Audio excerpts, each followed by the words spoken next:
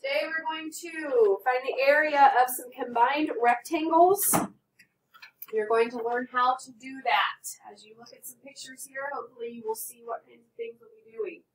Let's read the problem at the top. Jan is visiting a botanical garden with her family. The diagram shows two rectangular sections of the garden.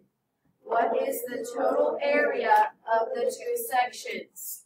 Tells you that there are different ways to find the area of combined rectangles. We need to make sure we highlight our question in this particular problem.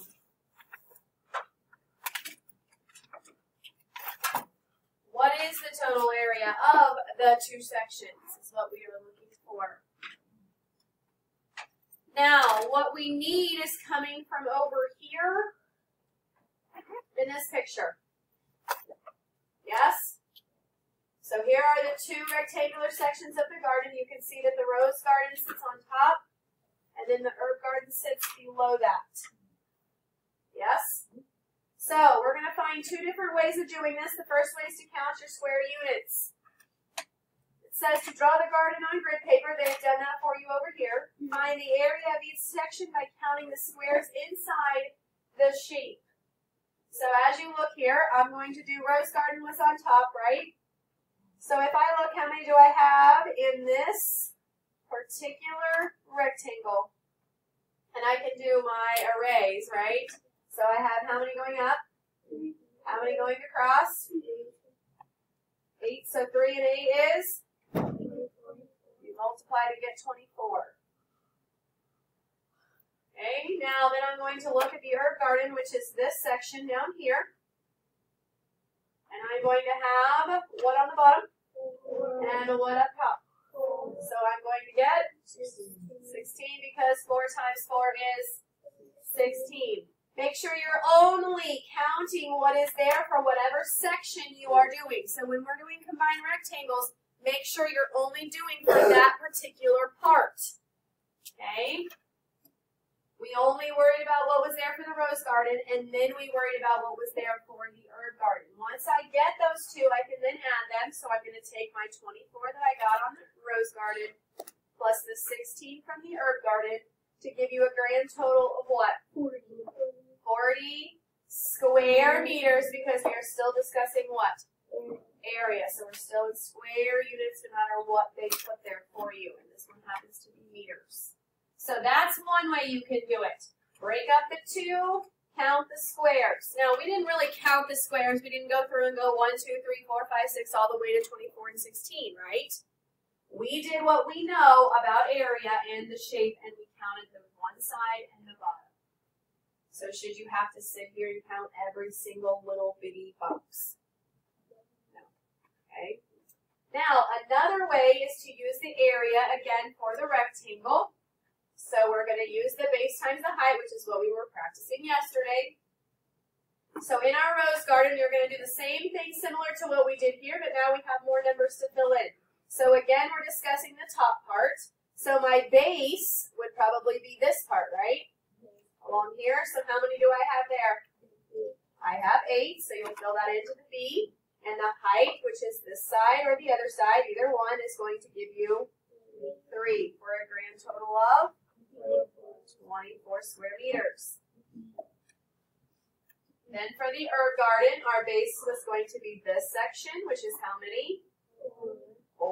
And then our height would be this section, which is 4 again for a total of 16.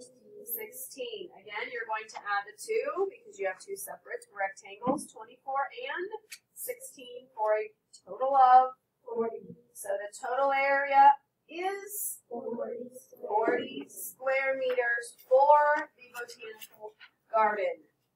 Now, I will tell you that some of these shapes are not going to give you the option of counting the squares up in the units.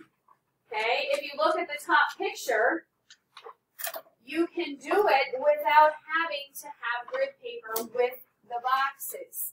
Okay? Notice that they gave you all of the measurements.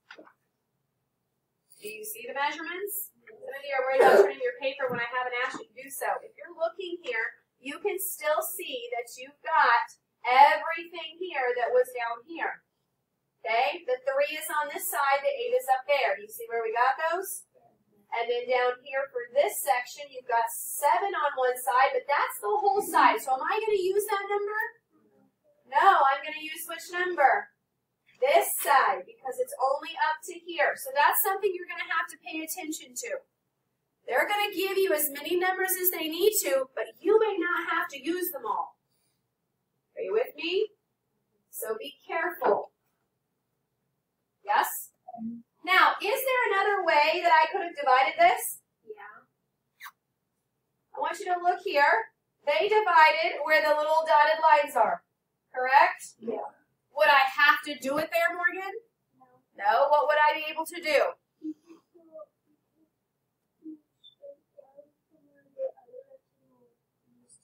So like right here?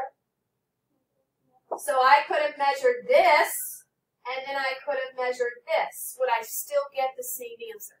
Yes. You should, if you're figuring it correctly. Okay, so they're breaking it up because it's a rose garden and an herb garden, but if I was to just look at shapes, I could split it up in different ways. So think about that also. You're going to have a chance to decide where are you going to split up your shapes. And I will tell you most of the time there is going to be a better way to split them up. Okay? Let's turn the page now. Here's where you have a chance without any little unit boxes on grid paper.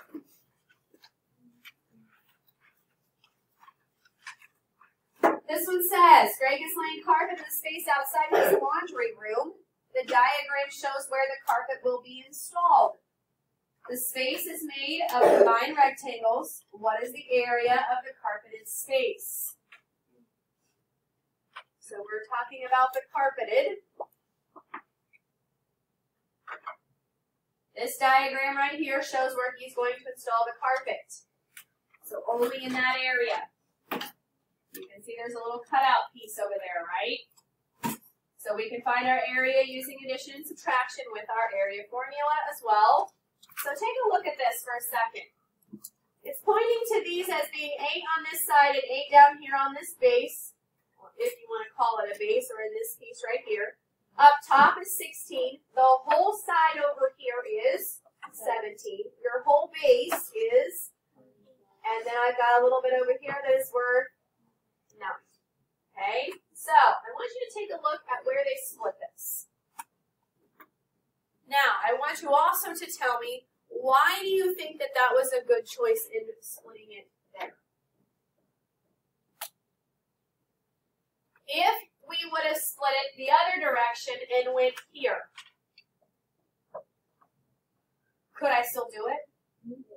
Yes. So you just have to know which measurements you're going to look at depending on where you break it up into. Okay? So we're going to talk about this here. I'm going to go ahead and erase this. We're going to do it like they're asking with their lines drawn, and then we're going to see what we get. So rectangle A, they went ahead and put this as rectangle A. I want somebody to tell me, what is my other number? And then I also want you to look. They put 8 in there already for you. Do you see why? Because if I am only focusing on this, that means I'm only going to look at this side and this side. So their 8 came from here, correct? So what's going to go in this spot? 9. That's the only other number that you know of, and that's the other side of rectangle A. So what is 8 times 9? 72. And then we're going to do rectangle B. So we're going to focus only on this stuff. Now, what's the first number? The base. 16. Thank you for saying 16. Why is it not 24? Because 24 is the entire. Thank you, but you need to raise your hand so you're not all talking at the same time. Mackenzie? Because 24 is the whole bottom. 24 is the whole bottom. Are we needing the whole bottom for rectangular B? No, we aren't. We're only needing the top. Now, do you see where they got 17? This side of it, right?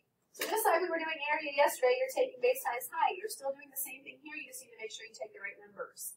So 16 times 17. Write it over here because I know most of you can't do it in your head. Do the math. Don't wait on your partners or your classmates to do it for you. Aiden, what you get? 272. Do we agree? Yes. You did the math, you should have gotten 272. So after we do that, we're going to take them together. What do we start with? 72 was the first one. Plus the 272 that we got from rectangle B, and we get a grand total, adding them together, of 344. Make sure that you are doing the math over to the side if it is needed. Some of you are making silly multiplication and addition mistakes, and then you're missing it altogether. Now, that is how you use addition to come up with it. This is what we did on the front side, right, of our paper. Now, here is turning it completely around and using subtraction. This is a little bit different. They're going to take out the piece right here. So we're going to find the whole thing and possibly take out whatever is that piece. Does that kind of make sense? So you kind of get to decide which way you like better once we talk about this. So we're going to find the area of the whole space. We're going to find the area of the missing, and then we're going to subtract the two. Does that make sense? So we're going to do it like this is a whole full rectangle filled in with everything. Okay, who can tell me my numbers? They gave you one of them. They gave you this because it's what? The whole base. Cheyenne, what's my other number I'm going to be using? 17, because it's all the way. Why are we not using 9?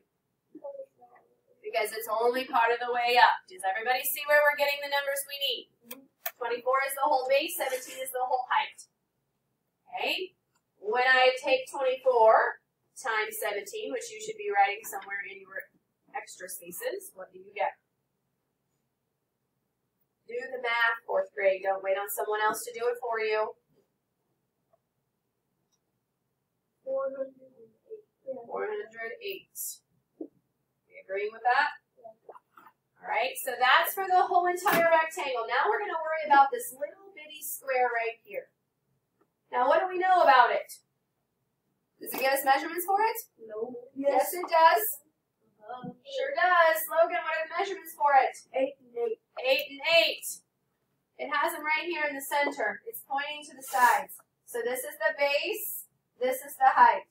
So 8 times 8 is 64. Now we're going to take our total that we got for the whole thing, 408, and we're going to subtract that little box of 64. And when you do that, you're going to get what? You should be getting the same exact thing that you had right up here. Do you get the same answer? Yeah, because you're doing it in 2 different ways with the same exact rectangles. Okay?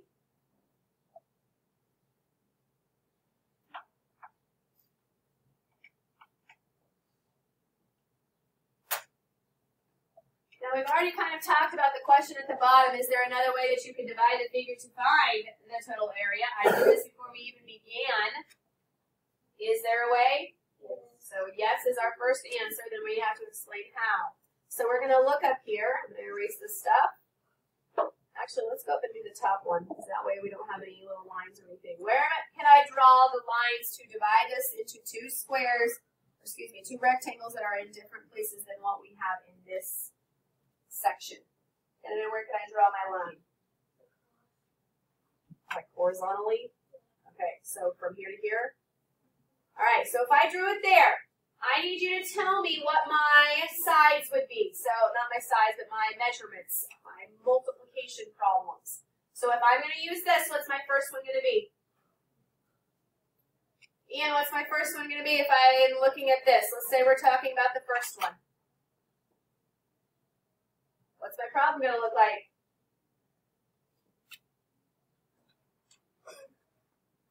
What are the 2 measurements right here? 17 is this whole side. Am I worrying about the whole side?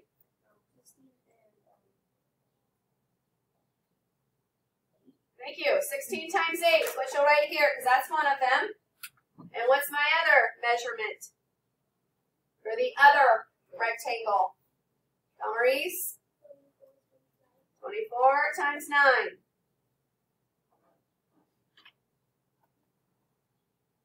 Now, go ahead and do the math out here.